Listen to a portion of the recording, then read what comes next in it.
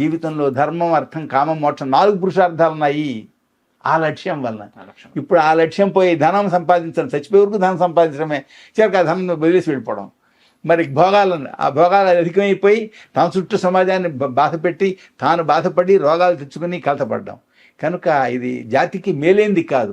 కనుక ప్రాచీన భారతదేశ చరిత్ర రామచంద్రుడికి పూర్వం నుంచి మనకు వచ్చినట్లయితే మన దేశం పేరు దగ్గర నుంచి మనకు అర్థమవుతుంది. ఈ దేశాన్ని పేరు పెట్టారు, భారతదేశం అని పేరు పెట్టారు. ఎవరి భరతుడు? బ్రహ్మాండ పురాణంలో రాశారు. రామచంద్రుని యొక్క వంశంలో పూర్వపురుషుడిని ఇక్ష్వాకు అంటాం. ఇక్ష్వాకు యొక్క తండ్రి పేరు భరతుడు.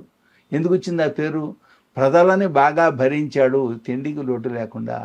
ఆయన కాలంలో వ్యవసాయం ప్రారంభమైంది. ఆయన కాలంలో మొదటి పట్టణం అయోధ్య ప్రారంభమైంది. ఆయన కాలంలో గంగా పుట్టిన చోటు నుండి కన్యాకుమారి వరకు కూడా రాజ్యంగా ఏలాడు ఆయన. ఈ విధంగా చేయడం వలన దేశానికి భారతవర్షము అని పేరు పెట్టారు.